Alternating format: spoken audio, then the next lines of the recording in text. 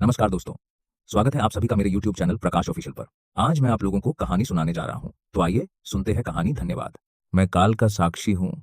मैंने युगों को जन्म लेते देखा है और युगों को राख बनते भी। हे गणनायक, आज मैं एक ऐसी कथा का आवाहन कर रहा हूँ जो इतिहास नहीं, चेतावनी है।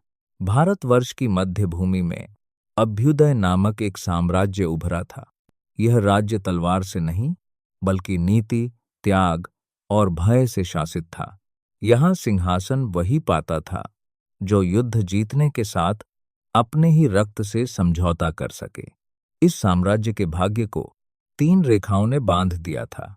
राजा दृष्टकेतु, जिसकी आंखें देख नहीं पाती थीं, पर जिसकी महत्वाकांक्षा अंधी नहीं थी। राजकुमार पावन, जिसका हृदय धर्म से भरा था पर शरीर दुर्बल। महामंत्री विवेकन, जो सत्य जानता था पर बोलता नहीं था। इन तीनों के निर्णयों ने आने वाले विनाश की नींव रखी। उसी समय वन से प्रकट हुए महर्षि क्रोधाग्नि, तपस्या में जले, ज्ञान में कठोर। उन्होंने एक वरदान दिया और वही वरदान बना शाप। देवताओं का आह्वान करने की शक्ति उस स्त्री को मिलेगी जो अग्नि से जन्मेगी। अग्निकुंड से जन्मी राजकुमारी अग्निजा। उसकी आंखों में प्रश्न थे और भाग्य में युद्ध। उसका स्वयंवर नहीं, उसका निर्णय इतिहास बदलेगा।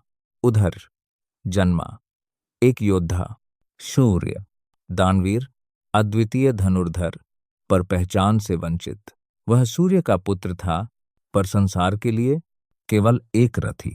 जिस दिन उसे सबसे अधिक अपने अस्त्रों की आवश्यकता होगी, उसी दिन स्मृति उसका साथ छोड़ देगी। 5 भाई, एक ही रक्त पर भिन्न भाग्य। सत्य के मार्ग पर चले, पर मिला उन्हें छल, अपमान और वनवास। उन्होंने शस्त्र को जीवन नहीं, धर्म बनाया।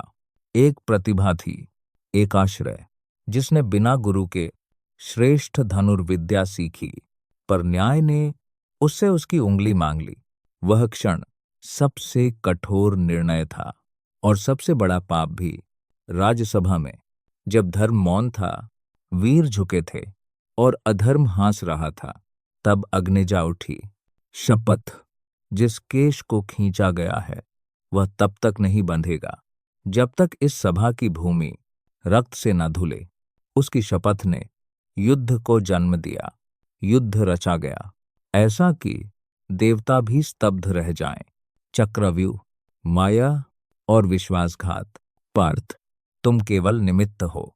सृजन और संहार मेरी इच्छा से होते हैं। जिस दिन मेरा पुत्र मृत घोषित होगा, उसी दिन मैं शस्त्र त्याग दूंगा। और वह पुत्र अमराश्व, जिसे मृत्यु भी अनुमति लेकर आई।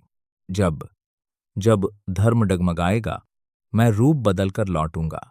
जब पिता अपनी सीमा लांघेगा, तब गर्भ से जन्मा एक बालक उसका अंत बनेगा। यह कथा किसी एक युद्ध की नहीं, यह मनुष्य के भीतर चलने वाले धर्म और अहंकार के युद्ध की है। महायुद्ध नहीं, महासत्य। Thanks for watching. See you in the next video. Prakash Official.